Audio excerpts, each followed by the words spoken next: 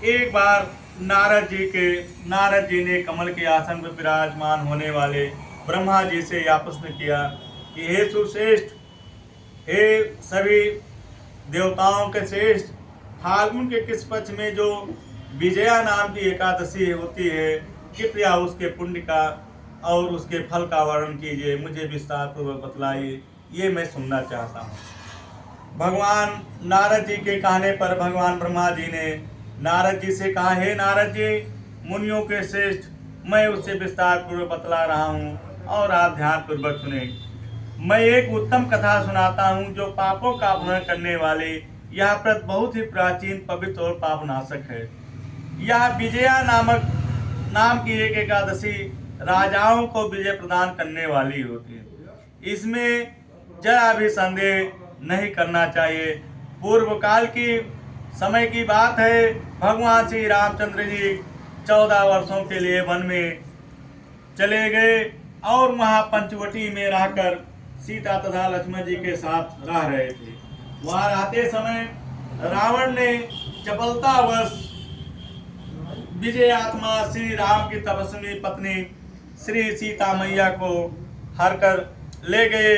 उस दुख से व्याकुल होकर भगवान श्री रामचंद्र व्याकुल हो उठे और उस समय सीता जी की खोज करते हुए वे वन में इधर उधर घूमने लगे और भटकने लगे। कुछ दूर जाने पर उन्हें जटायु जी मिले, जिनकी आयु समाप्त हो चुकी थी। इसके बाद उन्होंने वन के भीतर कबंध नामक राक्षस का वध किया। फिर सुग्रीव के साथ उनकी मित्रता हुई। तत्पश्चात श्री राम जी ने वानरों की सेना एकत्रित की।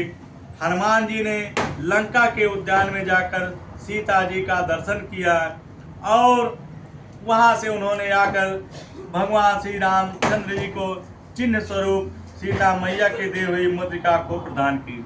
यह उन्होंने महान पुरुषार्थ का कार्य किया था और वहां से लौटकर वह श्री रामचंद्र जी से आकर मिले और लंका का सारा समाचार उनसे निवेदित किया। और हनुमान जी ने की बात सुनकर श्री राम जी ने सुग्रीव की अनुमति से लेकर लंका पे के लिए प्रस्थान किया और उसके लिए विचार किया। समुद्र के किनारे पहुंचकर उन्होंने लक्ष्मण जी से कहा, हे लक्ष्मण, हे सुमित्रा नंदन, किस पुण्य से इस समुद्र को पार किया जा सकता है? यह अत्यंत अगाध और विशाल है। अपनी वानर सेना के साथ समुद्र को कैसे पार कर पाएंगे? और भयंकर जल जंतुओं से यह भरा हुआ है। मुझे ऐसा कोई उपाय दिखाई नहीं देता जिससे इस समुद्र को लांघा जा सके और सुगमता से यह पार किया जा सके। लक्ष्मण जी बोले, हे भ्रात महाराज, आप ही आदिदेव और पुरुषोत्तम हैं। आपसे क्या छिपा हुआ है? आप तो सब भली बात जानते हैं। यहाँ द्वीप के भीतर बकदालभ्य नामक मुनि रहते हैं। यहाँ से आधे योजन की दूरी पर उनका आश्रम है। हे रघुनंदन जी, उन प्राचीन मुनीश्वर के पास जाकर उन्हीं से इसका उपाय अवश्य पूछिए।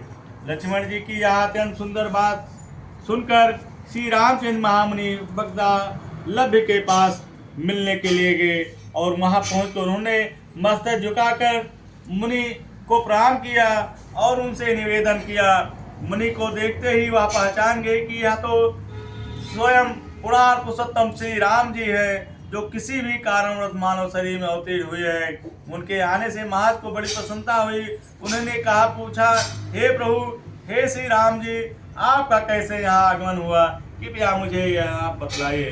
श्री रामचंद्र जी बोले, ब्राह्मण, आपकी कृपा से राक्षसों सहित लंका को जीतने के लिए सेना के साथ समुद्र के किनारे मैं आया हूँ और मैं अब जिस प्रकार समुद्र पार किया जा सके वह आप मुझे विस्तार पूर्वक बतलाइए और मुझ पे ये समुद्र को लांघने का कोई आप सुगमता कृपा बताइए, मुझ पर कृपा भी कीजिए। बगदालभ्य ने कहा, हे श्री राम जी, फाल्गुन के कृष्ण पक्ष में जो विजया नाम की एकादशी होती है, उसका व्रत करने से आपकी अवश्य विजय होगी।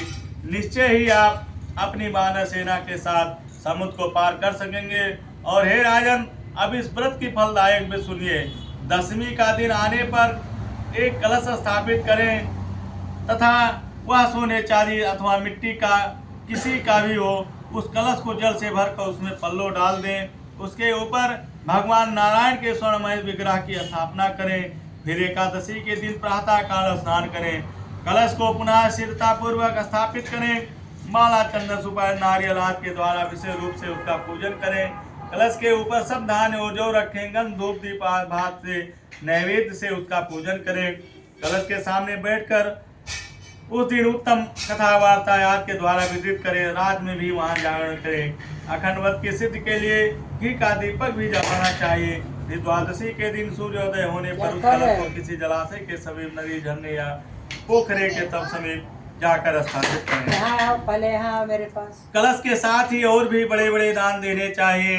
हे श्री राम जी, आप अपने उत्पत्तियों के साथ इसी विषय पूर्वक विजय एकादशी का व्रत कीजिए और इसकी आपकी विजय अवश्य होगी। ब्रह्मा जी कहते हैं, हे नारद जी, यह सुनकर श्री रामचंद्र जी ने मुनि के कथनानुसार उस समय विजय एकादशी का व्रत किया।